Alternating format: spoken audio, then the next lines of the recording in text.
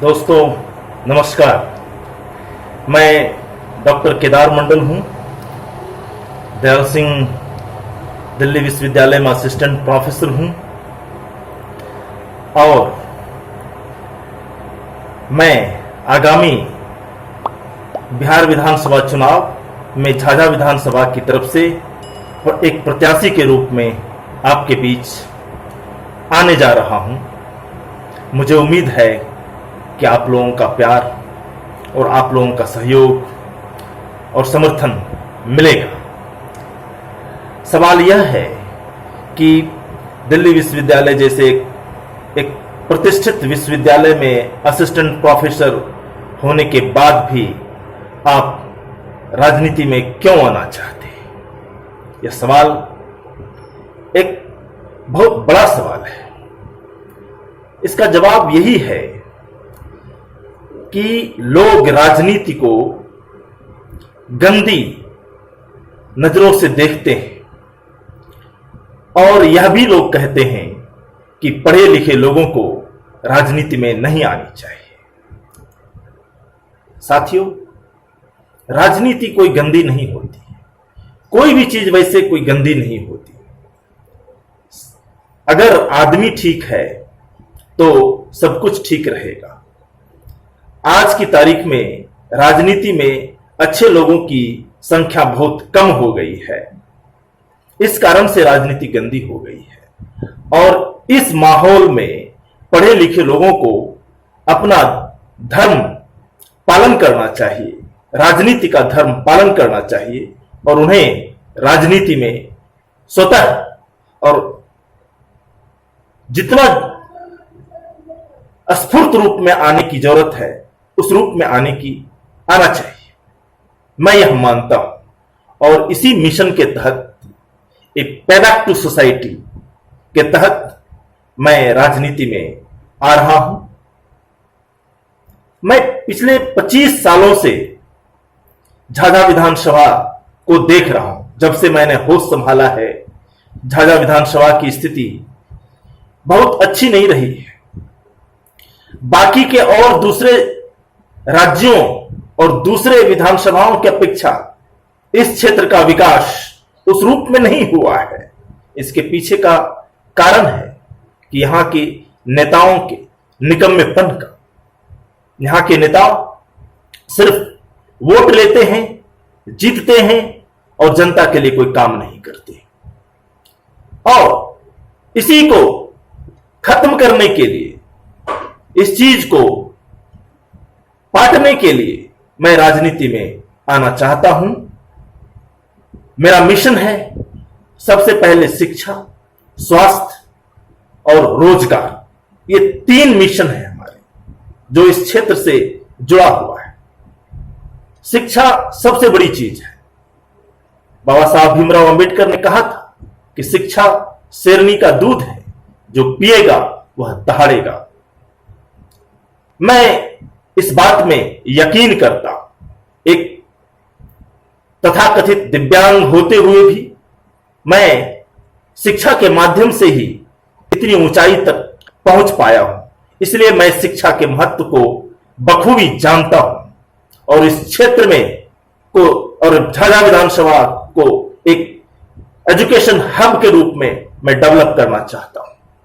यहां पर प्रतिभाओं की कमी नहीं है, पढ़े लिखे लोगों की कमी नहीं है, लेकिन जो बच्चे पढ़ते हैं उनका कोई मार्गदर्शन करने वाला नहीं है।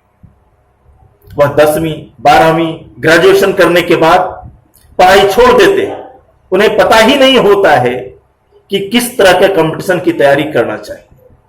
हमारी योजना है कि विधायक बनने के बाद मैं इस क्षेत्र में गरीब बच्चों के लिए फ्री में स्कूल खोलूंगा, जहां पर गरीब और विकलांग बच्चे पढ़ेंगे और आगे चल करके इसे हॉस्टल के रूप में भी डेवलप करूंगा।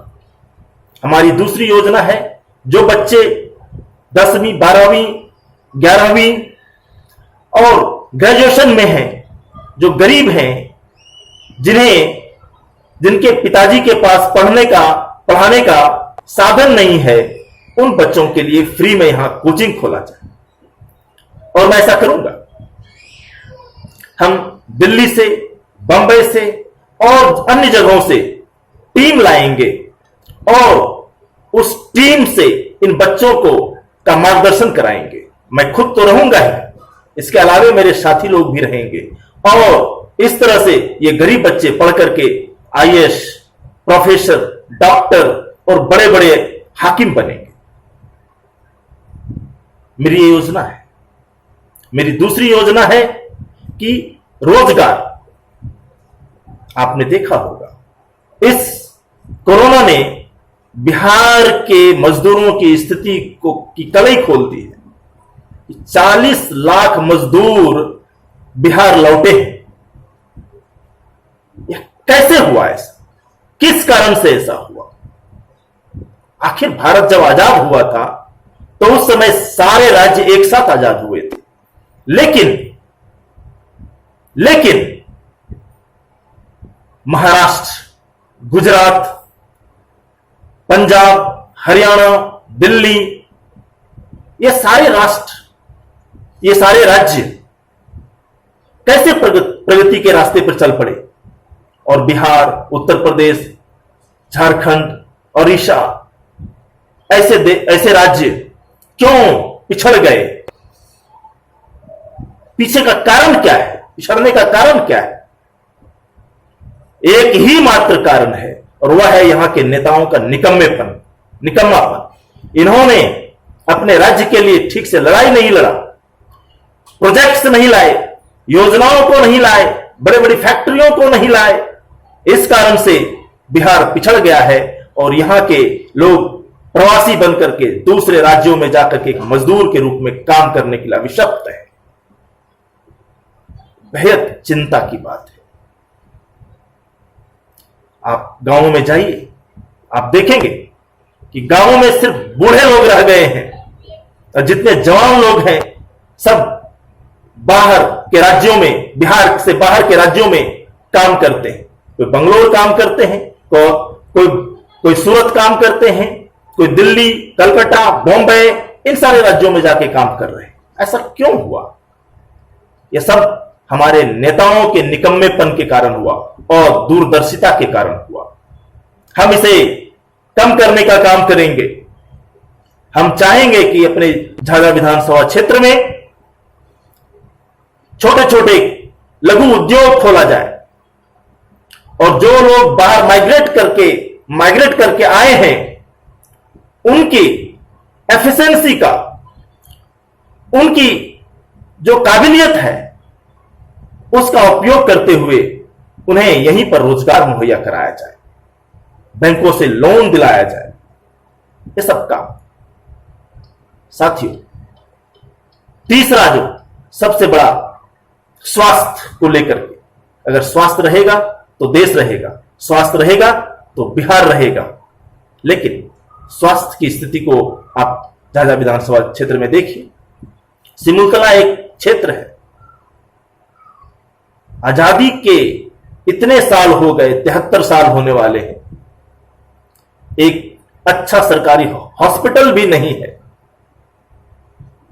30 किलोमीटर से लोग चल करके झाझा आते हैं, देवघर जाते हैं इलाज कराने के लिए।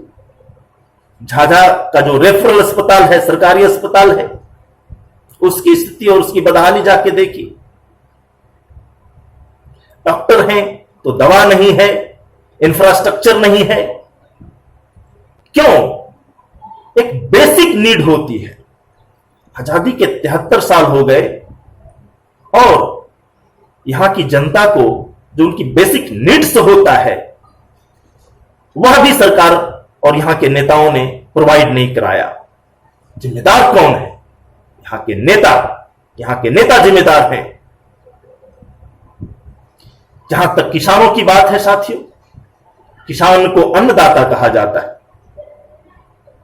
यह बहुत रोमांटिसिज्म करने की बात है। अन्नदाता कह करके किसानों को खुश किया जाता है, कहा जाता है कि आप तो अन्नदाता हैं हमारे। लेकिन उन अन्नदाताओं के घरों में झांक करके देखिए,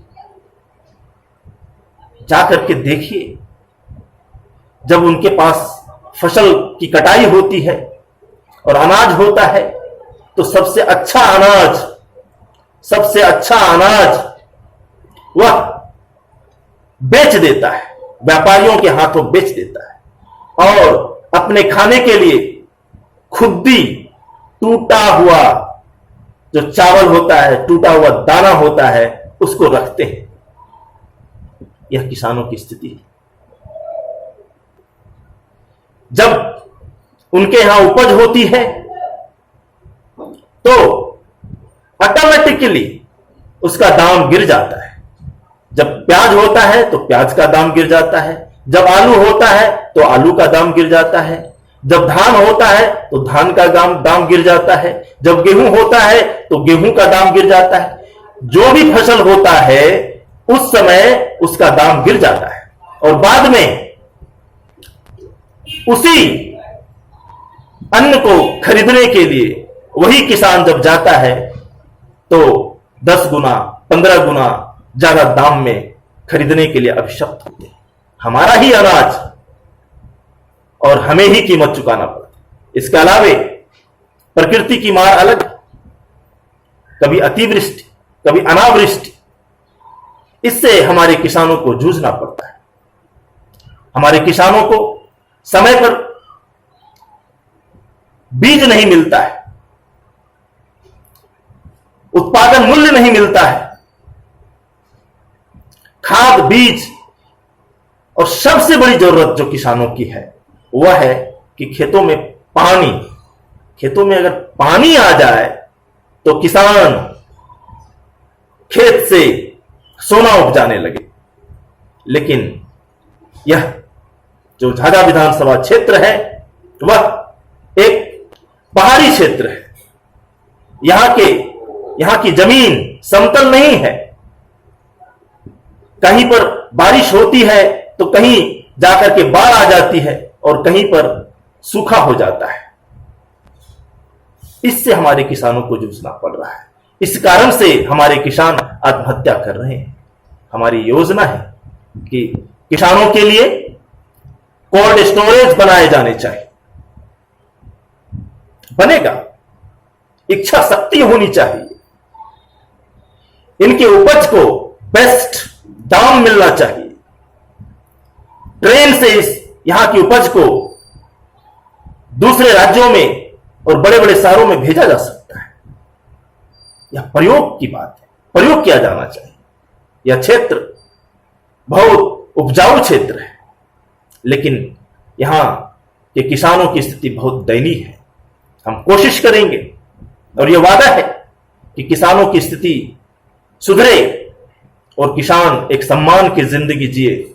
उसे अन्नदाता कह करके उनका रोमांटिसिज्म ना किया जाए, बल्कि उनके घरों में चिराग जले, उनके घर में जो बच्चे हैं वह ठीक से शिक्षा ग्रहण करे, अच्छी जगहों पर पहुंचे।